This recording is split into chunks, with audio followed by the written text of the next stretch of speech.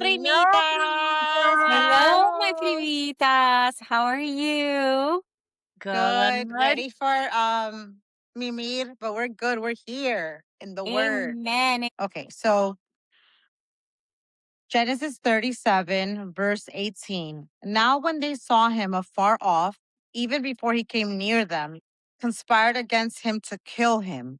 Then they said to one another, Look, this dreamer is coming. Come, therefore, let us now kill him and cast him into some pit.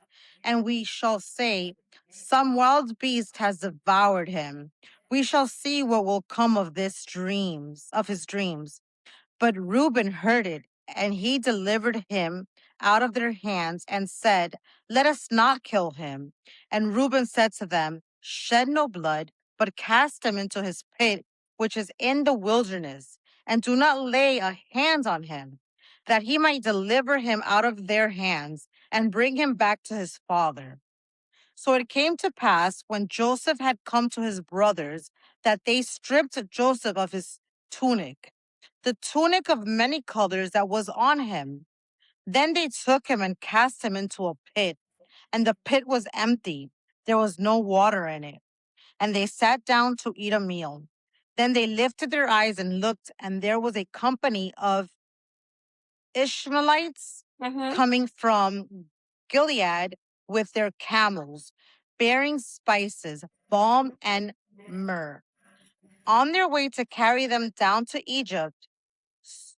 So Judah said to his brothers, What profit is there if we kill our brother and conceal his blood?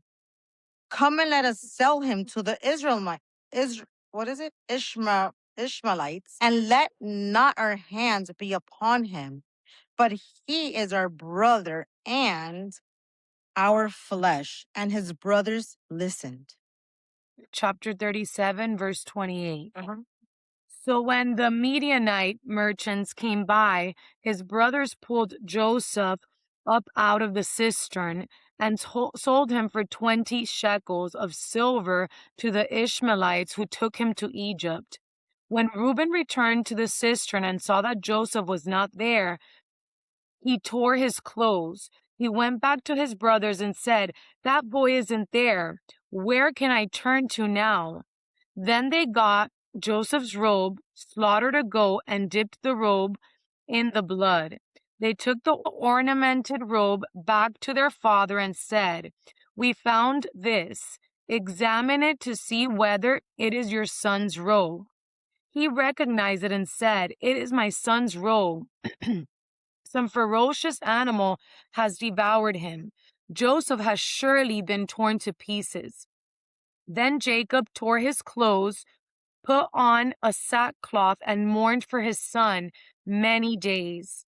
All his sons and daughters came to comfort him, but he refused to be comforted.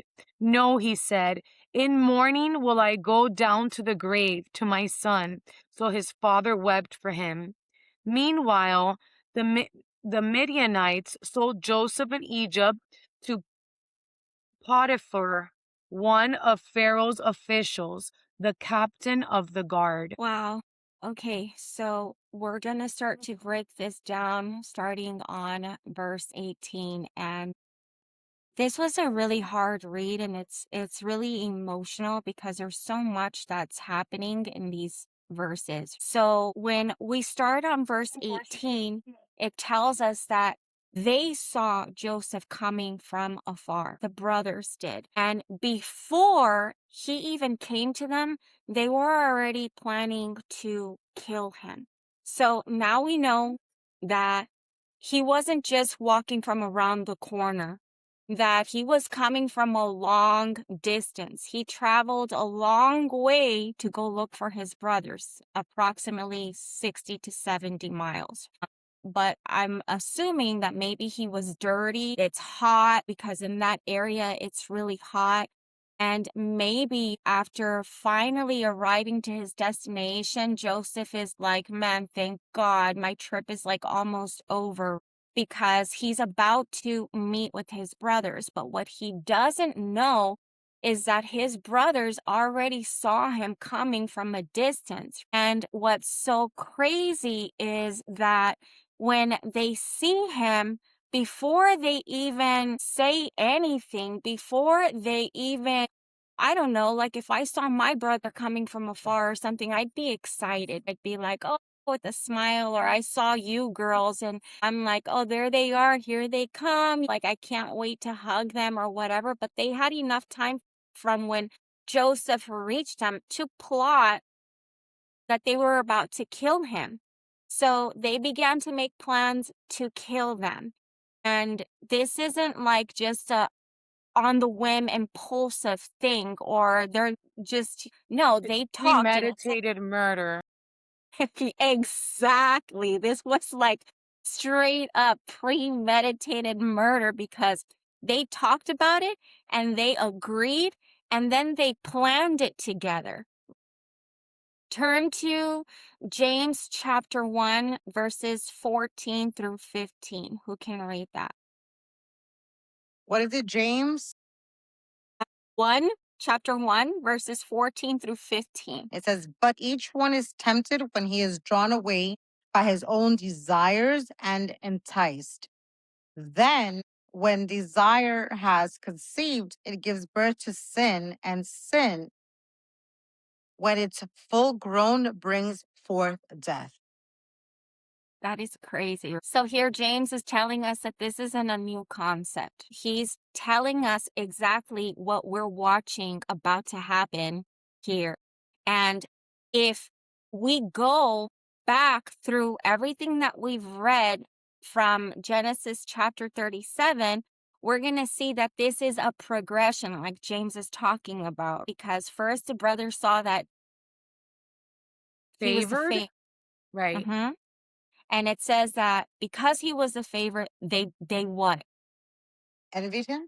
Yes, and they hated him. They hated him. Then after the next thing was Joseph shared his dreams that God had given him, and then the brothers Hated him Didn't even like that. more because Hated they're him even like, more. now you're saying exactly. It we're gonna says be they your Like, what do you hated think? servant. You're a him. god? You're going to tell me what to do? Mm-hmm. So now that hatred, that envy is, like Yesenia just said, it's turning into a whole murder plot. And that's exactly what sin does in our life when we don't deal with it. This is again Hebrews when we talked about bitterness. What did it say about bitterness? That it grows roots that grow deep down, that are going to be hard to get rid of, hard to pull out, right? That's what it said. Exactly. So by the time that the bitterness becomes visible where you can see it's growing beneath the surface. It's becoming problematic and unmanageable. And sometimes we are carrying things within our own selves, like unforgiveness or just jealousies and envies, or we're comparing ourselves to others, or maybe we're carrying disappointments and hurts from situations and we can't even, just something very simple like if somebody hurt you and I hear that person's name, it irritates my spirit. Like I'm like, Yeah. and that's how it is when you have like just like a bitterness and anger towards someone that has hurt you. And we need to be very quick to manage it and not let it get out of control. And we need to be able to bring it to Jesus. We can't ignore those roots. We got to cut them, or else they're going to just make a mess and they're going to lead us to sin, like it says here in James. So here we see that the brothers are planning this evil. And we could say, like, well, if God is with Joseph here, why is God not stopping this? Why isn't God allowing this? And that's a lot of the times when we're facing circumstances or we're put in situations that are just beyond our control.